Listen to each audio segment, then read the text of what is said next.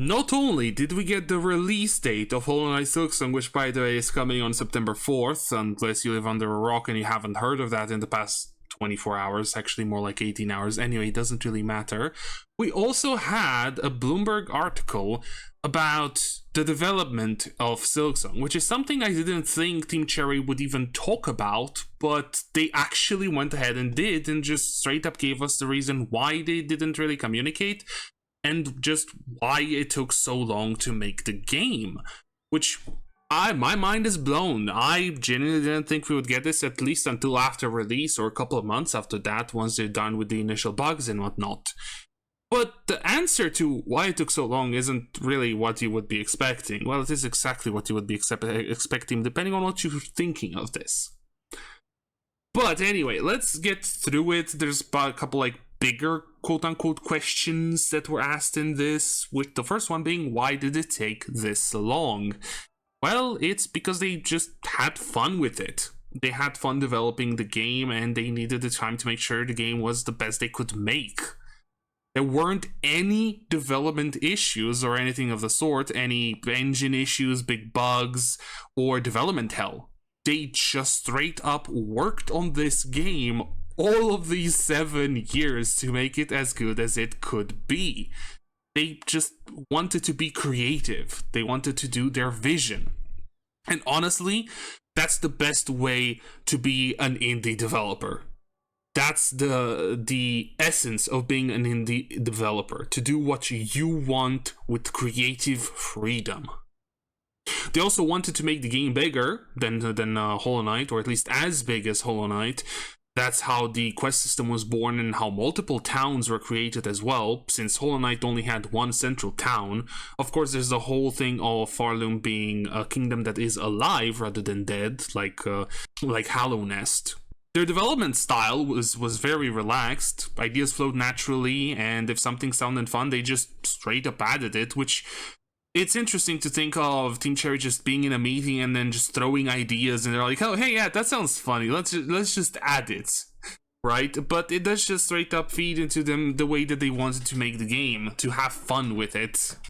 Things did come together whenever they wanted to implement them. They came together quickly, and they were really fast to add into the game. I wonder, like, did they just think of an idea and just add it the moment they were like, yeah, let's do it? Because if so, it's an interesting way of development. I don't think they really had, like, I think they're like agile style development. There were some styles of development I've learned about when I went to uni, but I don't really remember much.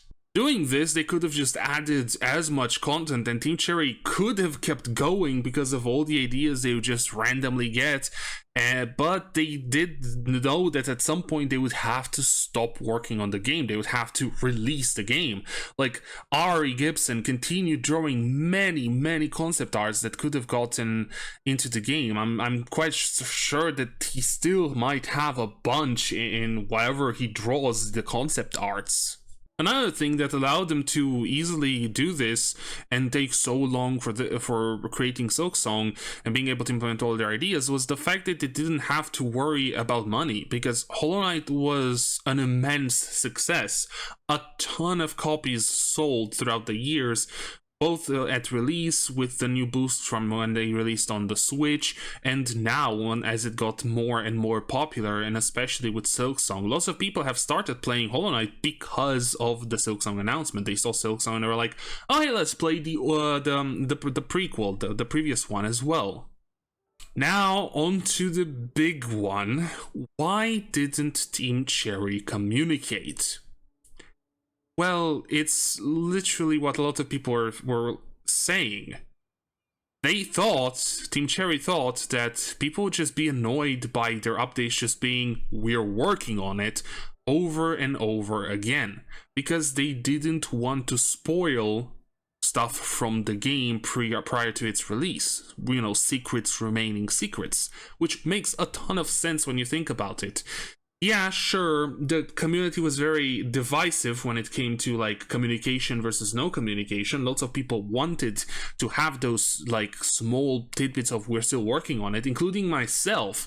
I've always been saying like, hey, why don't we get, I don't know, every couple months a mini blog post with a single picture without context and a we're still working on it. Or even a tweet from Team Cherry themselves saying that we're still working on it. Nothing much, nothing that would spoil.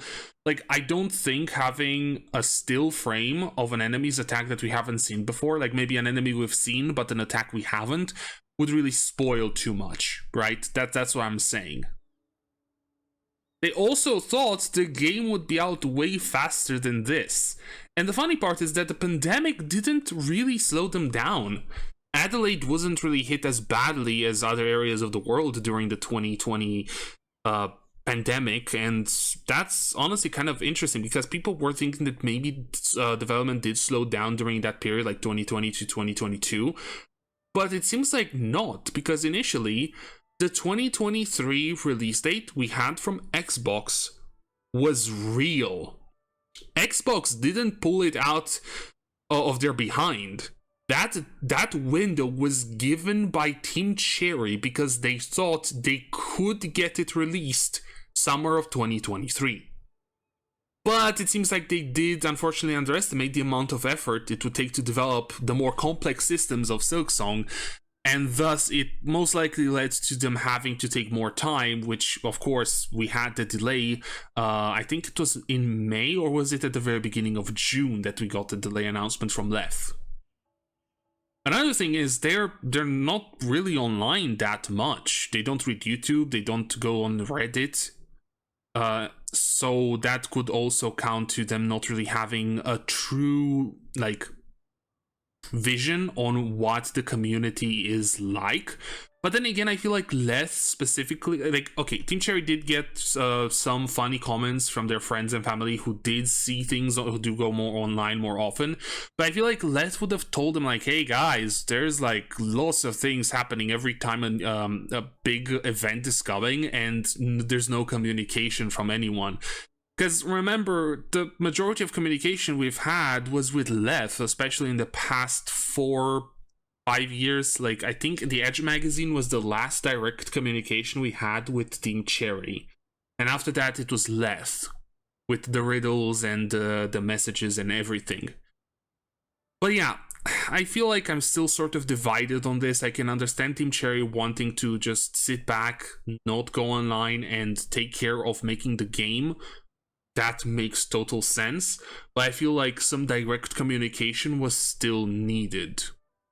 Right, nothing to the sense of like, oh hey, we're releasing this in a year or something like they did with the Xbox window, but just, yeah, sure, okay, people would get annoyed at constant we're working on it, but at least there would be actual, communication. Again, personally, this wait was long, but with the many games that have come out in the past 7 years, I really don't think it was that bad. But another question was, did Team Cherry ever think of expanding? Well, not really, because they wanted to keep the same formula they had going since Hollow Knight, the main core of Team Cherry with 3 people, and of course, Christopher Larkin as well for the music, plus a couple of contractors for playtesting, which is pretty much what we've known because the playtesters were/are active on the Hollow Knight Discord. So I don't think that's going to happen at anytime soon, like the team becoming bigger. Maybe at most they could do something like what Expedition 33 did and do a lot more contracting work outside of their team. I feel like maybe that would be the biggest thing that they might be doing for increasing the size of their team. Also, Ari doesn't really want to manage teams again, so I don't think it's going to really become a bigger team other than them. Also, a funny thing when it comes to this is that they don't really use widely known software. They haven't heard of Jira, and Trello they used so little that their account was deactivated. So I'd be quite interested to see maybe Team Cherry do this is our development style video. That would be awesome to see exactly how they would deal with developing the game. But I really don't think that's gonna happen. what is going to be next after Silksong? And here I have a big one, because Team Cherry are interested in continuing working on Silksong, and from what they've said, we might be getting DLCs. Now, it would be funny to get like 3 smaller DLCs and the 4th one to become its own game again. I know it's a meme, but people seem to be interested in Zodboat. And of course, a Quirrell game would be another logical step. A Quirrell game in a different kingdom before he came back to Hollow Nest. A prequel of sorts. Right? Then again, if we would get a Quirrell prequel, Quirrell could not die. But anyway, that I feel like that would still be quite interesting to play through. But yeah, it's going to be interesting to see what comes out next. Of course, we're still 13 days before the release of the game. From what I've seen, the game does have a release date on the Steam store page now. Need to press back on it a couple times. 13 days until the game releases at this point right now. And boy, am I excited for that. Well, I will be having a series, playthrough series going over Silksong, and then I will want to do some challenge runs as well. I'm not sure what exactly is going to entail challenge runs, but we'll see what interesting things we can do in the game. So yeah, if you did enjoy watching this video, why not leave a like, comment, or even subscribe. Thanks for watching, and I hope to see you all in the next one.